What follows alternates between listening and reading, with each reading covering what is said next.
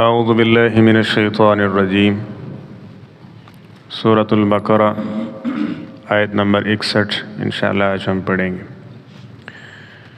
بسم اللہ الرحمن الرحیم۔ وَإِذْ قُلْتُمْ يَا مُوسَىٰ، اور جب تم نے کہا اے موسیٰ علیہ السلام، لَن نَصْبِرَ عَلَىٰ طَعَامٍ وَاحِدٍ، ہم ایک ہی کھانے کے اوپر نہیں ٹھہر سکتے۔ فَادْعُ لَنَا رَبَّكَ، آپ دعا کیجیے اپنے رب سے، یخرج لنا، وہ نکالے ہمارے لیے، مما تنبت الارض، جس کو زمین اگاتی ہے، من بقلھا، ترکاریاں، وکسائھا، اور ککڑیاں، وفومھا، اور گندم، وعدسھا، اور دال مسور، وبصلھا، اور پیاز۔ قال، تو جناب موسیٰ علیہ السلام نے فرمایا، اتستبدلون الذی، کیا تم تبدیل کرنے کا مطالبہ کرتے ہو اس چیز کے ساتھ، ہوا ادنا، جو بہت ہی کمتر ہے، بالذی، اس کے مقابلے میں، ہوا خیر، جو بہت بہتر ہے۔ اہبطوا مصرا، اتر جاؤ پھر تم اس شہر میں، فإن لکم، تو یقیناً تمہارے لیے ہے، ما سألتم، جو تم نے مانگا ہے۔ وضربت علیہم الذلہ، اور ان کے اوپر مسلط کر دی گئی ذلت، والمسکنہ، اور مسکینیت، فقیری، وباءوا بغضب من اللہ، اور پھر وہ اللہ کے غضب کے ساتھ لوٹے۔ ذالک بانہم، یہ اس وجہ سے کہ بے شک انہوں نے، کانوا یکفرون بآیات اللہ، کفر کرنا شروع ہو گئے اللہ کی آیات کا، ویقتلون النبیین بغیر حق، اور انبیاء کو ناحق قتل کر دیا۔ ذالک بما عصوا، یہ اس وجہ سے تھا کہ جو انہوں نے نافرمانی کے راستے کا انتخاب کیا، وکانوا یعتدون، اور وہ حد سے گزر جایا کرتے تھے۔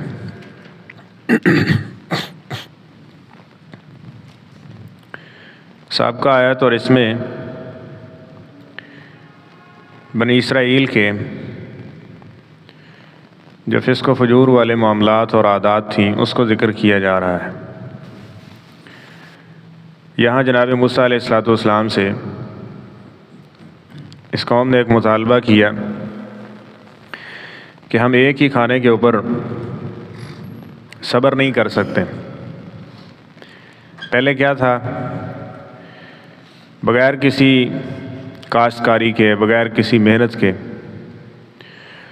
ان کو کھانے پینے کے لیے بہترین چیز مل رہی ہے، جواب میں کیا کرنا ہے، حتتن، استغفار کرنا ہے، سجدہ کرنا ہے، یہی کام کرنا ہے، اور جو ان کا ذریعہ معاش ہے، جو ان کو ضرورت ہے وہ ان کو مل رہی ہے۔ سائے کی ضرورت تھی، بادل موجود تھے ان کے لیے، کھانے پینے کے لیے من و سلوہ دے دیا۔ صحرا میں پانی کہاں سے لائیں، کوئی ٹیوب ویل نہیں ہے، کوئی وہاں پہ ہینڈ پمپ نہیں لگانا پڑتا، کچھ بھی نہیں ہے، پتھر سے پانی نکل رہا ہے، پیو۔ لیکن انہوں نے کیا کیا، ایک تو ہم سابقہ آیات میں پڑھ رہے ہیں، انہوں نے ان دو کاموں سے پیچھے ہٹ گئے، استغفار چھوڑ دیا، اس کا مذاق اڑایا، اور دوسرا سجدے سے انکار کر دیا، اور تیسری یہ بات کی کہ انہوں نے کہا کہ ہم، یہ کیا بات ہوئی، اسی کھانے روزانہ یہی کھانا کرتا ہے ہمیں، تو ہمیں یہ ہو کہ ہم کو کاشتکاری کریں، پہلے بوئیں، پھر وہ جناب ہمارے لیے یہ سبزیاں اور یہ کھیتی باڑی کا یہ غلہ و اناج یہ ہمارے پاس ہو۔ مقصد اس کا کیا تھا، ایک حرص، جب حرص آتی ہے بندے کے اندر تو پھر اس کی ذلت شروع ہو جاتی ہے۔ اس لیے اللہ تعالیٰ نے خبردار کیا انسان کو کہ الہاکم التکاثر، یاد رکھنا، تکاثر کی حرص میں نہیں پڑنا، اس کے پاس یہ اور میں آگے نکلوں، اور یہ دوڑ نہیں ہونی چاہیے۔ اگر یہ ہوگی تو پہلے پہل یہ تمہیں غافل کرے گی، اور پھر یہ غفلت تمہیں ہلاک کر دے گی، جو اگلی صورت میں ذکر کی گئی، یعنی سورہ عصر کے بعد سورہ ھمزہ میں، ویل لکل ھمزۃ لمزہ۔ تکاثر ہوا، تکاثر کے بعد مال جمع کر لیا، جمع کرنے کے بعد بخل اس حد تک پہنچ گیا کہ اس کے دل کو، ایمان کو خراب کر دیا، پھر ویل لکل ھمزۃ لمزہ الذی جمع مالا وعددہ، پھر نتیجہ اس کا نکلا یہ برباد ہو گیا۔ اب انہوں نے بھی یہی سوال کیا کہ ہم یہ کام کریں کہ ہمیں کھیتی باڑی ہو، زمین کے اندر یہ کاشتکاری کریں اور اس میں ترکاریاں ہوں، ککڑیاں ہوں، گندم ہو، دال مسور ہو، ٹھیک ہے، اسی طرح پیاز لہسن ہو، ہم بوئیں کاٹیں، ٹھیک ہے، کو پتہ لگے یہ تو بیٹھے بیٹھے سب کچھ مل جاتا ہے، نہ کوئی محنت، نہ یہ نہ وہ۔ یاد رکھیں اللہ تعالیٰ بہت رزاق ہے۔ اب فرشتے ہیں نا، اللہ ان کو دے رہا ہے، کہاں ان کی کھیتی باڑی اور کہاں ان کی کاشتکاری ہے؟ صرف کیا کر رہے ہیں؟ اللہ کی عبادت کر رہے ہیں، اللہ ان کی ہر ضرورت کو پورا کر رہا ہے، کوئی ضرورت ایسی نہیں ہے ان کی جو پوری نہ ہوتی ہے، سب کچھ ہو رہا ہے ان کا۔ اور ان کو بھی یہی سکھایا اللہ تعالیٰ نے کہ اللہ تعالیٰ دے سکتا ہے بغیر تمہاری کسی محنت کے، کچھ بھی نہیں ہے تمہارے پاس، اللہ سب کچھ تمہیں عطا کر سکتا ہے۔ سبق یہ ہے کہ تم نے اس کی اطاعت و فرما برداری کرنی ہے، ایک استغفار کرنا ہے، دوسرا سجدہ کرنا ہے۔ اور جناب موسیٰ علیہ السلام کے بارے میں کہا گیا کہ ان کی جو اللہ کی طرف سے احکامات ہیں اور نبی صلی اللہ علیہ وسلم ہیں ان کی اطاعت و فرما برداری کرنی ہے۔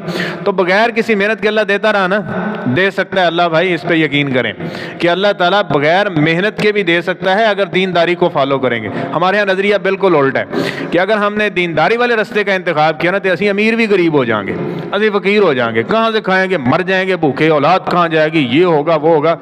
کنسیپٹ ہی شیطان نے الٹا کر دیا کہ الشیطان یعدکم الفقر ویأمرکم بالفحشاء، فحاشی کے اندر بربادی ہوتی ہے، اوتھے انہوں خوش کرتا ہے، اور جہاں دینداری کے اندر اس کے لیے خیر ہے وہاں اس کو فقیری سے ڈراتا ہے، فقیری سے ڈراتا ہے۔ اور نبی کریم صلی اللہ علیہ وسلم، صحیح البخاری میں ہے، سیدنا ابو امامہ الباہلی فرماتے ہیں اللہ کے رسول صلی اللہ علیہ وسلم نے ایک گھر میں دیکھا کہ وہاں آلات زرع موجود تھے، صحیح بخاری کی روایت ہے، سننے والی ہے۔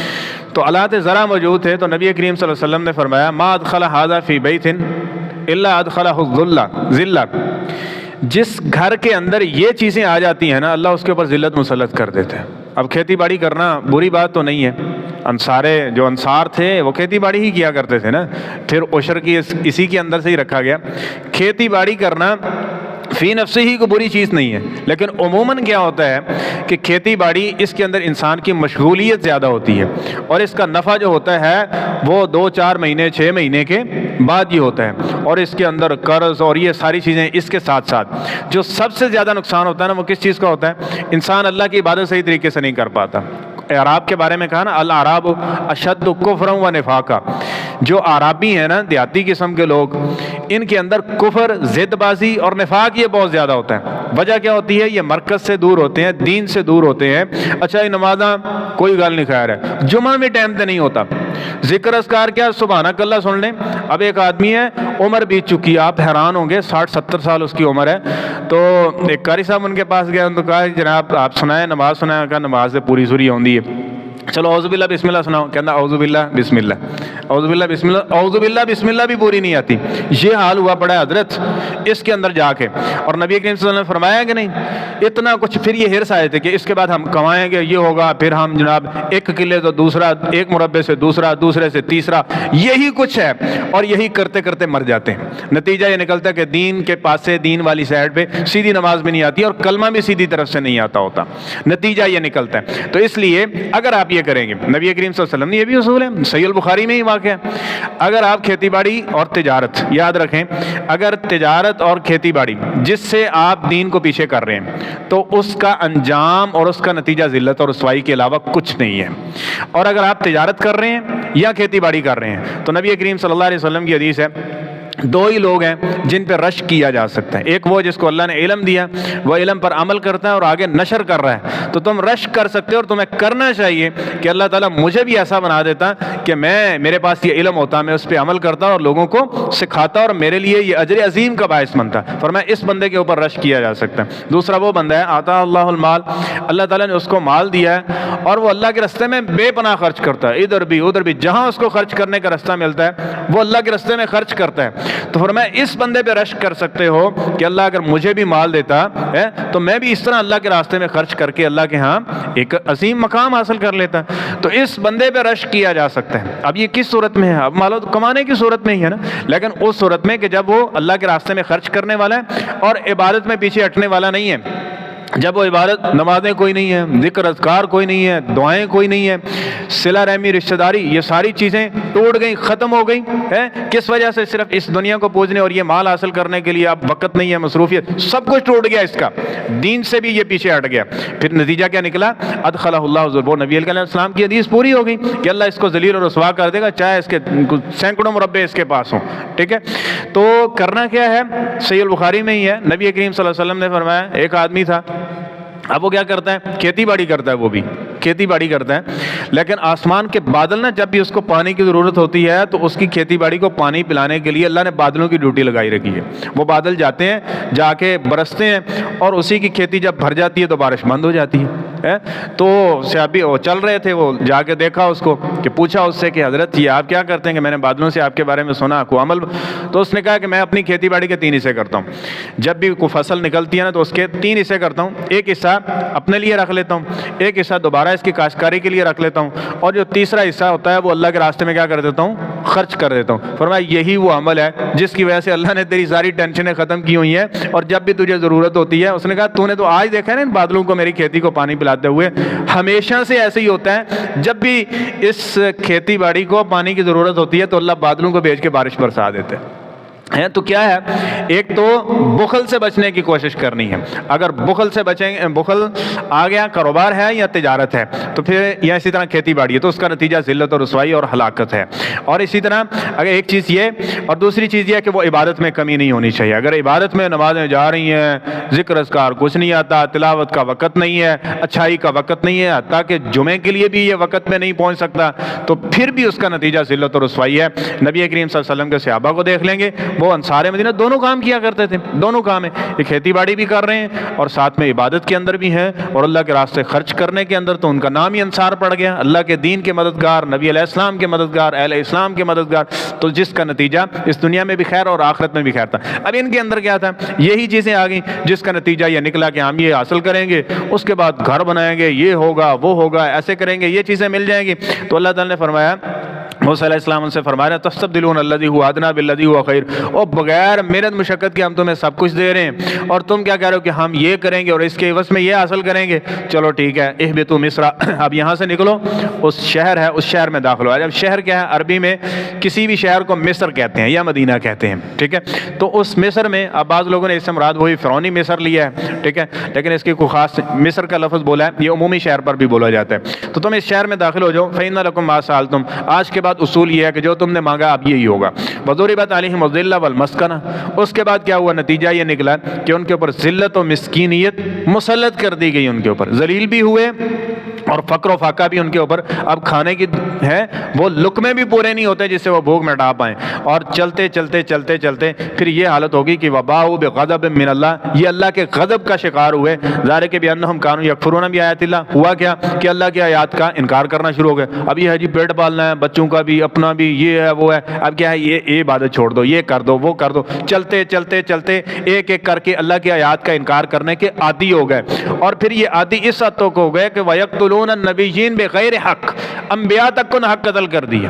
نیکی کی دعوت دینے والا آیا، ایک وقت گزرا، آ گیا ان پر، چلتے چلتے یہاں تک پہنچ گئے کہ نیکی کی دعوت دینے والا اس کو مار دیتے، اس کو قتل کر دیتے۔ یہ آپ کیا بات کر رہے ہیں؟ اب یہ اس دور کی بات ہے، یہ پرانے دوروں کی باتیں ہیں، یہ کرو کو یہ ہو جائے گا، من و سلوہ تمہیں ملے گا ذکر اذکار کرنے سے۔ یہ اب حالانکہ یہ سارا کچھ استعمال کر رہے تھے، یہ سارا کچھ ملا ہوا تھا، اب وہی بات بتا رہے ہیں، یہ کفر کی وجہ سے، بما عصوا وکانوا یعتدون، حد سے گزرنے کی وجہ سے اب وہ نعمتیں بھی چھین لی گئی اور دوبارہ ذلت اور رسوائی بھی مسلط کر دی گئی۔ تو آج کے سبق کا خلاصہ یہ ہے، آپ کھیتی باڑی کریں یا تجارت کریں، اگر حرص اور بخل آ گیا تو پھر اس کا نتیجہ، اور عبادت میں کمی، یہ 3 چیزیں آ گئیں تو پھر اس کا نتیجہ ذلت اور رسوائی کے سوا کچھ بھی نہیں ہے۔ اور یہ کام کریں، لیکن اس کے ساتھ ساتھ اللہ کی عبادت کے لیے وقت ضرور نکالیں، جس طرح پہلے بھی حدیث قدسی آپ سن رکھی ہے، تفرغ لعبادتی، اللہ تعالیٰ فرماتے ہیں ابن آدم میری عبادت کے لیے وقت نکالا کر تو میں تیرا فقر بھی دور کر دوں گا، تیری آنکھوں سے اس فقر کو دور کر کے غنا سے تیرا دل بھر دوں گا، ٹھیک ہے؟ اور اگر ایسا نہیں کرے گا تو فقر تجھ پہ مسلط کر دوں گا۔ اور دوسری چیز استغفار کثرت سے ہونا چاہیے۔ اور تیسری چیز یہ ہے کہ چاہے تجارت ہے یا کھیتی باڑی ہے، اللہ کا راستہ جو فرضی زکوٰۃ ہے وہ تو نکالنی ہے، وہ فرضی زکوٰۃ نکالنے اور فرضی عشر دینے کے بغیر مال پاک نہیں ہوگا۔ اس کے بعد یہ ہے کہ جتنا زیادہ خرچ کریں گے اللہ تعالیٰ اتنا زیادہ بڑھوتری اور خیر و برکت اور طمانینت یہ چیزیں عطا کر دے گا۔ اور اگر دوسرے راستے کا انتخاب کریں گے تو پھر یہ قرآن پاک میں ذکر ہو چکا ہے، اس سے سچی اور کوئی کتاب نہیں ہے اور اس سے بہترین بات کسی کی نہیں ہو سکتی۔ اس کا پھر انجام یہ ہے، اللہ تعالی ہمیں اچھے اوصاف اپنانے کی توفیق عطا فرمائے۔